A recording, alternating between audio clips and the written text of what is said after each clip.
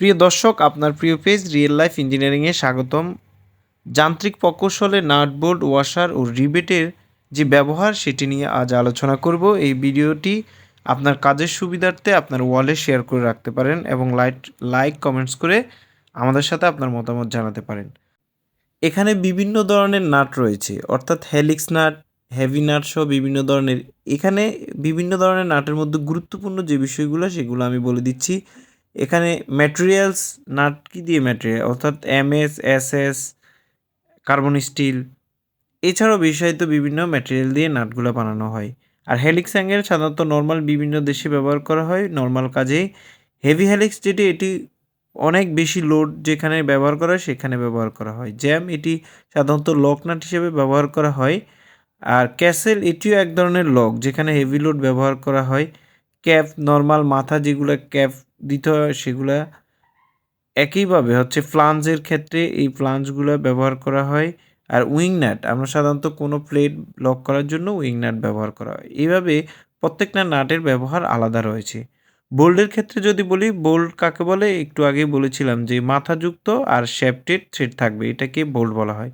এই বোল্টও সেমভাবে যে হেলিক্স হেড সেট এবং হেলিক্স হেড যেটা, এটি প্রায় পৃথিবীর প্রত্যেক দেশে এটা ব্যবহার করা হয়।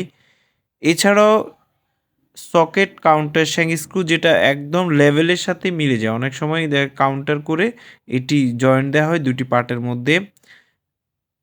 এছাড়াও রয়েছে হেলিক্স হেড ফ্লাঞ্জ, এটি বিভিন্ন গুরুত্বপূর্ণ শীট মেটালের সাথে যখন বডিতে জয়েন করা হয় এটি ব্যবহার করা হয়।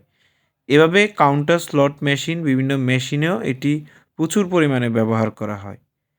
মূলত এভাবে বোল্টগুলা ব্যবহার করা হয়ে থাকে এবং বোল্টের যে ম্যাটেরিয়াল সেটাও একইভাবে দিয়ে এমএস দিয়ে বানানো হয়, এসএস দিয়ে বানানো হয়, কার্বন স্টিল দিয়ে বানানো হয়, অ্যালুমিনিয়ামেরও অনেক ক্ষেত্রে থাকে এবং বর্তমান যুগে প্লাস্টিকের ব্যবহারও বেড়ে গিয়েছে।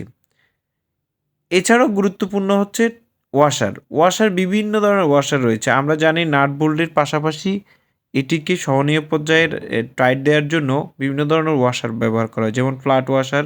এই ওয়াশারের ক্ষেত্রে এমএস আছে, এসএস রয়েছে এবং এছাড়াও ব্রাশের বিভিন্ন ধরনের ওয়াশার ব্যবহার করা হয়। বিশেষ করে ব্রাশের ওয়াশার ইঞ্জিনে খুব বেশি ব্যবহার করা হয় এবং এছাড়াও বিভিন্ন প্রকার ওয়াশার রয়েছে, যেমন ফ্ল্যাট ওয়াশার নর্মালি প্রায় প্রতিটি কাজে ব্যবহার করা হয়। এরপর স্প্লিট লক, এটি সাধারণত যেখানে ভাইব্রেশন হয় সেখানে ব্যবহার করা হয়। এক্সটার্নাল টুথ লক এবং ইন্টারনাল টুথ লক, এগুলো হচ্ছে কোনো জিনিসকে লক করে দেওয়ার জন্য ব্যবহার করা হয়। এভাবে মোটামুটি প্রত্যেকটি ওয়াশারেরই ব্যবহার বাস্তবে রয়েছে। এছাড়াও গুরুত্বপূর্ণ আরেকটি বিষয় হচ্ছে রিভেট। এমন কোনো জয়েন্ট নাই বা শিট মেটালের ক্ষেত্রে যেখানে রিবেট ব্যবহার করা হয় না।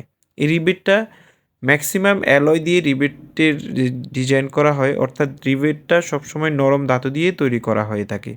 এখানে ফ্ল্যাট হেডযুক্ত রিবেট থাকে, কাউন্টার ফ্ল্যাট হেড থাকে, বটম হেড রয়েছে, এছাড়াও টিনার, থ্রাশ হেড, এভাবে বিভিন্ন ধরনের রিবেট রয়েছে। এই রিবেটগুলো সাধারণত রিবেট গান ব্যবহার করে শিট মেটাল বা দুটি প্লেটকে অস্থায়ীভাবে জোড়া দেওয়ার জন্য এই রিবেট ব্যবহার করা হয়। এছাড়াও গায়ের বিভিন্ন ধরনের ব্রেক শু ব্যবহার করা হয়, এটি আপনারা জানেন।